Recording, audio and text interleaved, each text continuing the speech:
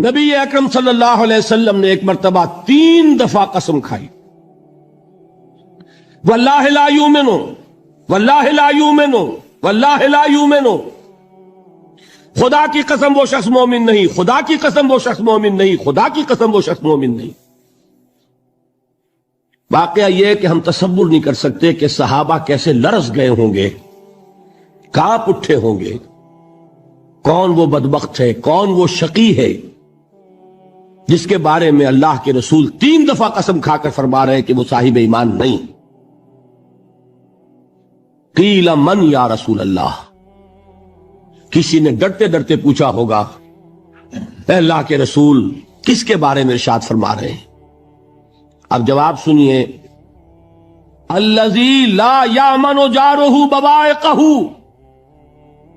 وہ شخص کے جس کی ایذا رسانی کی وجہ سے، جس کی بدخلقی کی وجہ سے اس کا پڑوسی امن میں نہیں ہے۔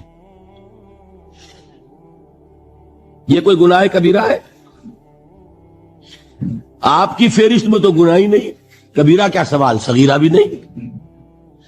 زیادہ زیادہ آپ یہ کہیں گے کہ ذرا بد اخلاقی ہے، کج خلقی ہے، بس اچھا کردار کا معاملہ نہیں ہے، یہ کہیں گے، گناہ کی فہرست میں نہیں آئے گی بات۔ کبیرہ بہت بڑی شے ہے، لیکن اس پر اللہ کے رسول نے 3 دفعہ قسم کھائی، ایمان نہیں ہے، ہرگز نہیں ہے، خدا کی قسم نہیں۔ اب بتائیے ایمان اور عمل علیحدہ ہو جائیں گے کیا؟ یہ ہے مسئلہ جو امام بخاری کے سر پہ ہے۔ اور سنیے، فرمایا حضرت انس ابن مالک نے، یہ روایت جو میں نے آپ کو ابھی سنائی ہے یہ کوئی ایسی ویسی روایت نہیں ہے، متفق علیہ ہے، بخاری اور مسلم دونوں میں موجود، اس سے اونچا درجہ روایت کا ہے ہی نہیں۔ راوی کون؟ ابو ہریرہ رضی اللہ تعالی، ان کی والدہ لے کر حاضر ہو گئیں، یہ بچہ حضور آپ کی خدمت میں رہے گا، آپ کی خدمت کرے گا، آپ کے پاس رہے گا، ٹھیک ہے۔ وہ حضور کے خادم خاص ہیں، جیسے ذاتی کوئی ہوتا ہے معاملات میں مدد کرنے والا، خدمت کرنے والا، وہ ہیں انس ابن مالک۔ کیونکہ ان کا تعارف ہو گیا ہے رضی اللہ تعالیٰ عنہ، تو ایک بات پہلے اور سنا دوں، جو بچہ اپنے اس بچپن سے لے کر 9 برس کی عمر تھی جب آئے حضور کے پاس، انتقال کے وقت عمر کتنی ہوگی؟ 19 برس، 10 برس حضور کی خدمت میں رہے۔ پہلے تو حضور کے اخلاق کی جو گواہی وہ دے رہا ہے وہ اس کی زبان سے سنیے کہ میں 10 برس حضور کی خدمت میں رہا، کسی بات پر ڈانٹنا تو کجا، حضور نے کبھی مجھ سے یہ بھی نہیں فرمایا کہ اے انس تم نے وہ کام کیوں نہیں کیا۔ یہ ہے ایک آقا کی حیثیت سے محمد الرسول اللہ صلی اللہ علیہ وسلم کا اخلاق۔ اگر نہیں کیا خود کر لیا، کوئی ڈانٹ ڈپٹ نہیں، حالانکہ بچے ہیں، بچوں کو ویسے بھی ڈانٹ ڈپٹ دیا جاتا ہے، لیکن نہیں۔ اب ان صحابی کی ایک گواہی سنیے، قلما خطبنا رسول اللہ صلی اللہ علیہ وسلم الا قال، فرماتے ہیں کہ شاذ ہی کبھی ایسا ہوا ہوگا کہ حضور نے کبھی خطبہ ارشاد فرمایا ہو اور اس میں یہ الفاظ نہ ہو۔ الفاظ سمجھ رہے؟ جب بھی خطبہ دیتے تھے آپ یہ الفاظ ضرور فرماتے تھے، شاذ کبھی رہ جائے تو رہ جائے، قلما خطبنا رسول اللہ صلی اللہ علیہ وسلم الا قال، کیا فرمایا؟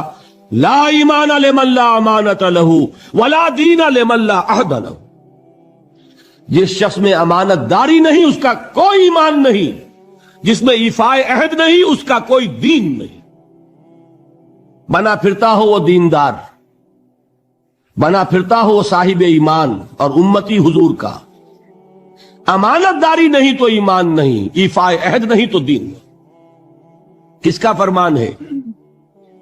کسی آج کے زمانے کے مفتی کی بات نہ سمجھ لیجئے گا کہ جس کو آسانی سے آپ چاہیں تو رد کر دیں، یہ محمد الرسول اللہ صلی اللہ علیہ وسلم نے فرمایا۔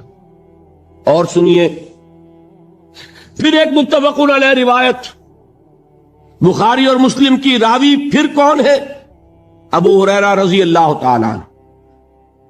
فرماتے حضور نے ارشاد فرمایا لا یزنی الزانی حین یزنی وہو مومن ولا یسرق السارق حین یسرق وہو مومن ولا یشرب الخمر حین یشرب وہو مومن.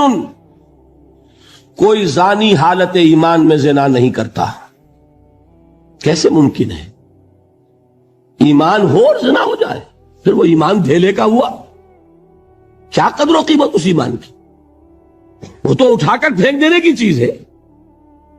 ایمان اور اخلاق پہ اثر انداز نہ ہو، ایمان اور کردار کو نہ بدلے، ایمان اور عمل کو نہ بدلے تو کس مرض کی دوا؟ پھینکو اٹھا کر. نہیں ممکن کہ ایمان ہو اور زنا ہو، نہیں ممکن کہ ایمان ہو اور چوری ہو. لا یسرق السارق حین یسرق وہو مومن. کوئی چور حالت ایمان میں چوری نہیں کرتا، کوئی شرابی حالت ایمان میں شراب نہیں پیتا. ولا یشرب الخمر حین یشرب وہو مومن. کوئی شراب پینے والا وہ مومن نہیں ہوتا جب وہ شراب پی رہا ہوتا ہے، اس وقت اس کے دل سے ایمان نکل جاتا ہے. اب دیکھیے یہاں کیا میں نے کل بتایا تھا نا، مغالطے کیا ہو گئے؟